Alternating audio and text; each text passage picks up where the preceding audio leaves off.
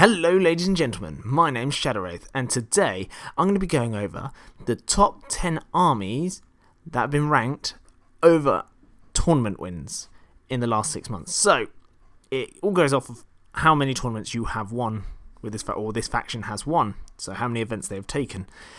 And, I mean, second place doesn't matter, third place doesn't matter, things like that. But it's literally purely off what came first, and how many times they came first. So, I mean, it doesn't mean if you're not on this list, your army is bad, or if you're number 10, the army is not good. It just means they haven't taken first place as often. That's all. They could be coming second place for all we know.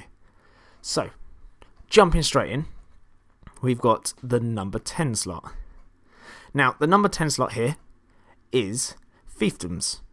Now, they're coming in with 5 wins, 5 tournament event wins, and I believe this is in Europe only and the UK. So if you're American, Australian, stuff like that, it's not counting you guys, unfortunately.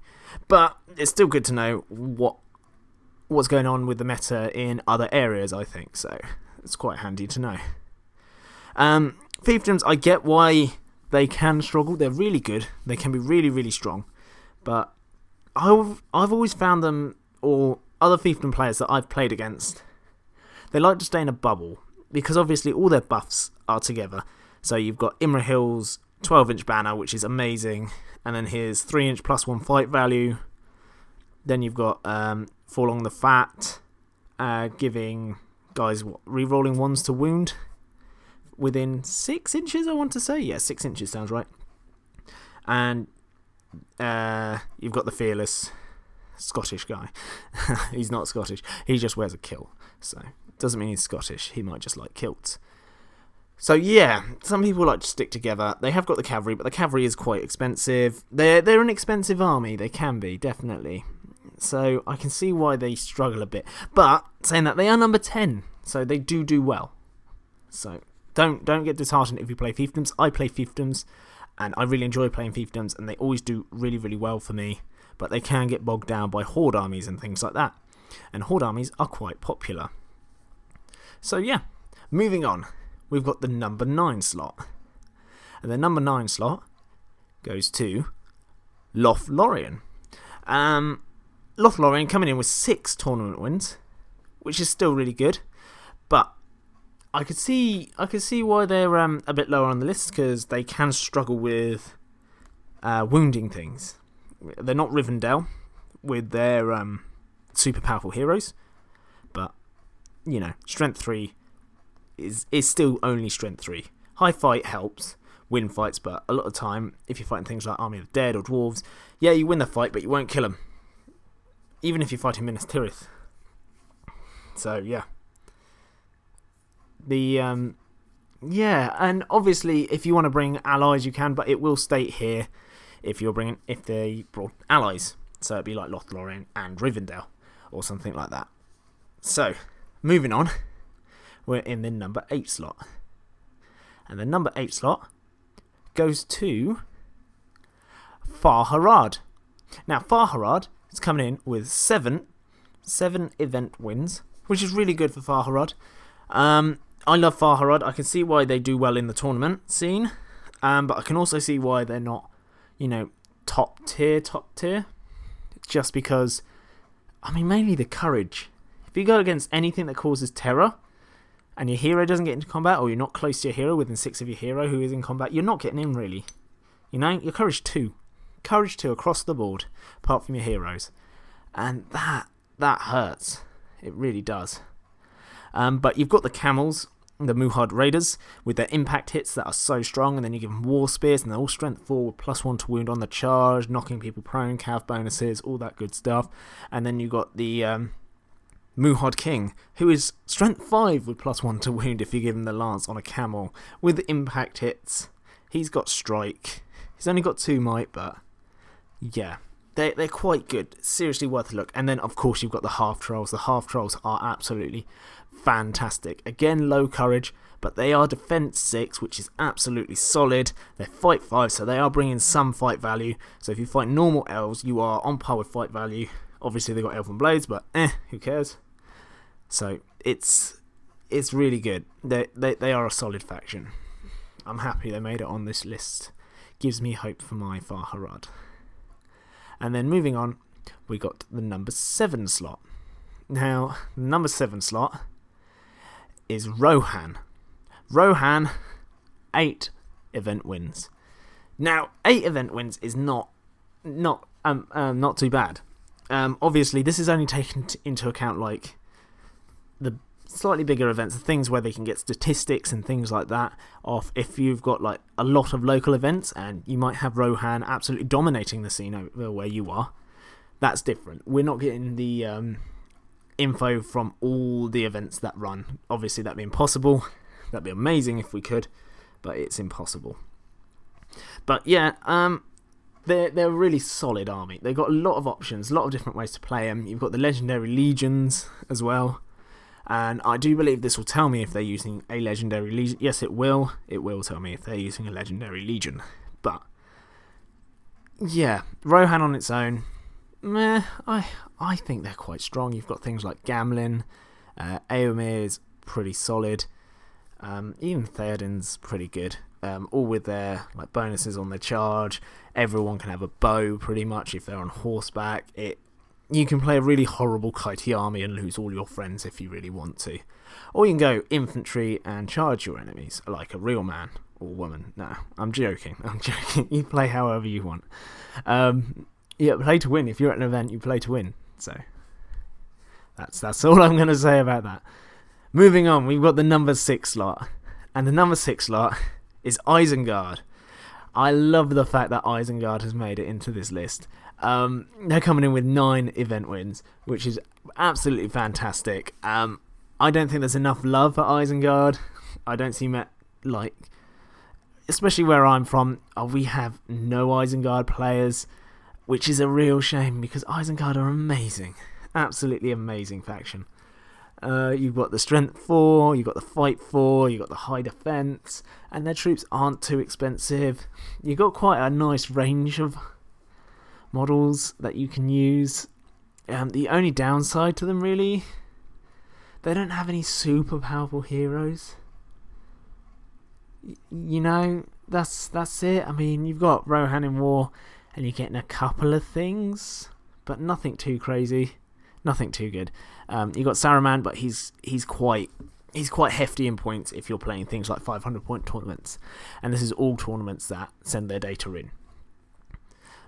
So and then we've got the big issue with Contest of Champions, and I still think it needs to be addressed. I don't know why it hasn't. Say I bring Isengard to a 1,000 point event, which they do over here in the UK. My leader is gonna have to be Saruman if I bring him, okay? And he's a solid option, I get why. But he's not gonna get any points for you in Contest of Champions, because shooting attacks and magical attacks causing wins do not count. It's all in combat, that's it. So if you don't have Aragorn or, you know, a Troll Chieftain, something solid in combat, you're not going to do too well in that scenario. And I personally don't really like that scenario. I do quite well in it because I always make sure I've got a really solid hero in my list that can kill stuff. But, you know. Yeah, let me know your thoughts on that scenario. If you think it's absolutely fair and you like it how it is, please let me know. I want to know what other people think, but I think it needs a little bit of tweaking. Just a little bit. Obviously, magic I agree with, because you can get a ridiculous amount of wounds off and stuff like that. And obviously you can't barge your way through an entire army and get all those points or hurl or anything like that. So, moving on. We've got the number 5 slot. Now, the number 5 slot is going to Lothlrien and Mirkwood with 10 victories, 10 first place wins, which is absolutely fantastic. I can see why, because Mirkwood, so Thranduil's Halls, have an absolutely brilliant, roster for heroes. You've got Thranduil himself, who's an absolute beast.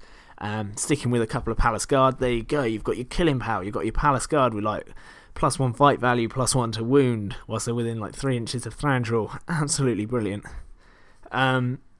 You've got the Rangers with the shooting. Yeah, they're really solid. Legolas, Greenleaf. I mean, I don't really rate him that much, but some people do.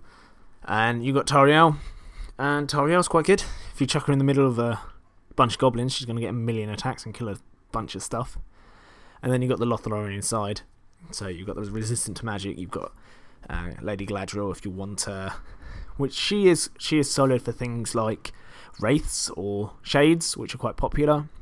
Because she's got banishment. Doing 1 wound to that model if she gets it off. Moving on. We've got the number 4 slot. 11 number 1 placements. So 11 wins. And that is Dol Guldur. I can see why they're quite good. They use a combo, from what I've seen people, they use a combo of the Mirkwood spiders for the paralysing web, which is absolutely fantastic and crazy to get rid of. And obviously you've got the Necromancer, if you're playing enough points to bring the Necromancer. If not, I do believe the Wraiths are about 75 points that come back to life.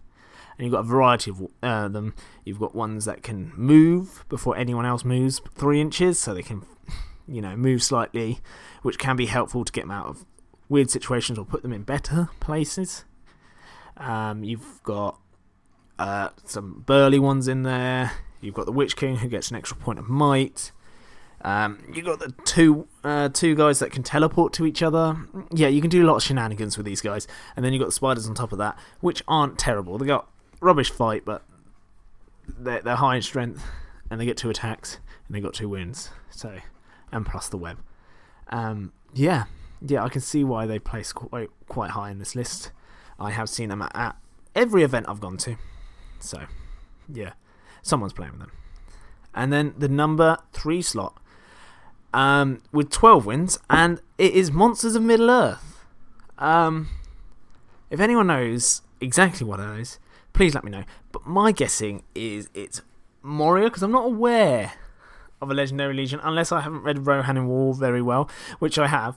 But it's not a Legendary Legion or anything like that, so I'm guessing it's Moria, which with the Monster Mash. So you've got, the dragon, the cave drakes, the Balrog if you want, the Watcher in the Water. So you go for the full-on Monster Mash and do some nasty stuff with that, bringing 12 wins, which I find quite surprising because it sounds like quite an elite list, unless you're bringing Dwellers in the Dark. I don't know. Cave drakes are only 150 points. That's not too much. And if you do 1,000 points, you can bring quite a few of them.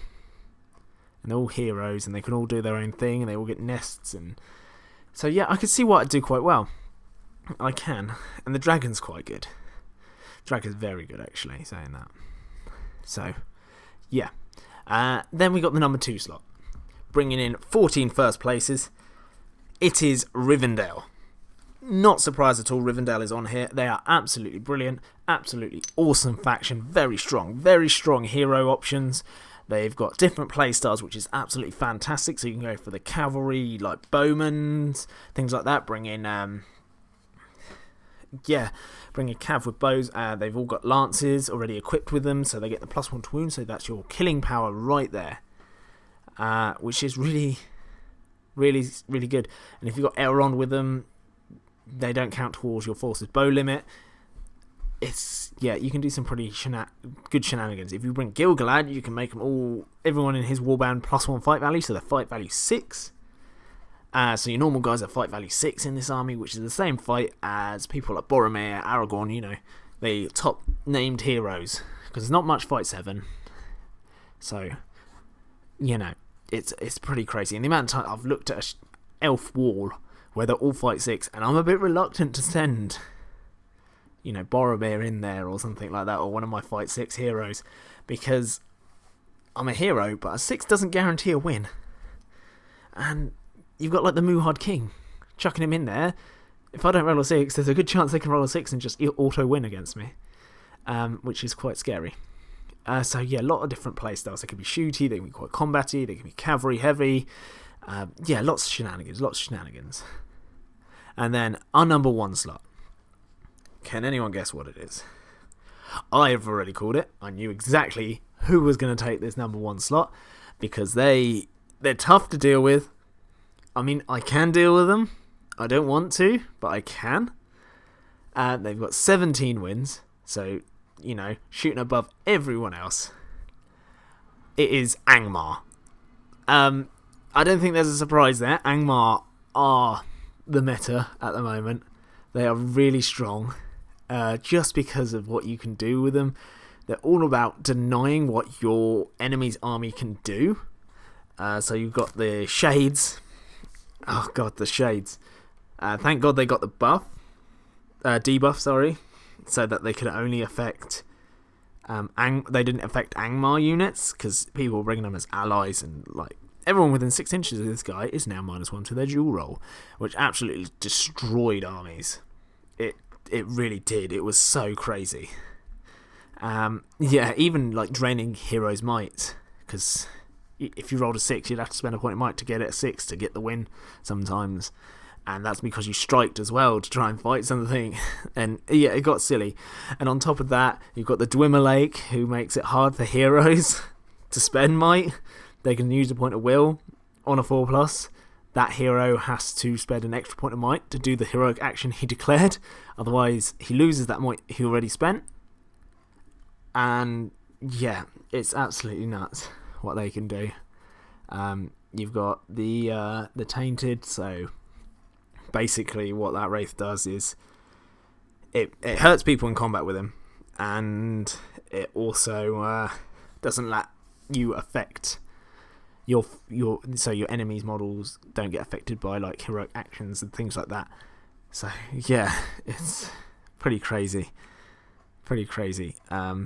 All the orcs cause terror if they're near a spirit mod. There's loads of things you can do. You really mess with the army. You've got the dead marshes, spectres, you know. It's just absolutely horrible to go against, especially if you're a low courage army. Basically, your opponent can play your army for you if they've got enough dead marsh spectres, because they can move your models for you if you fail a courage test. They've got paralyze that they can chuck out whenever they want. With the other model, they're really strong, really strong. How to counter them though, it's probably a topic for another video, and that brings up the point. If there are any videos you guys or girls are really needing for me to cover, so either army reviews or tactics, or even how to deal with Angmar or how to deal with elves, stuff like that, I'm quite happy to listen to you. Especially if you join my Discord channel, you can pop it straight in there. I'll reply, always reply, if I can, as soon as I can. And you can get your opinions across of what I should be covering, because I'd love to hear what you think. Thank you ever so much for listening. 3 cheers for Angmar. Boo. No, I'm joking. But yeah, if you could be ever so kind and leave a little like on the video, I'd much appreciate that. And maybe even a cheeky subscription. Oh, I would love you forever.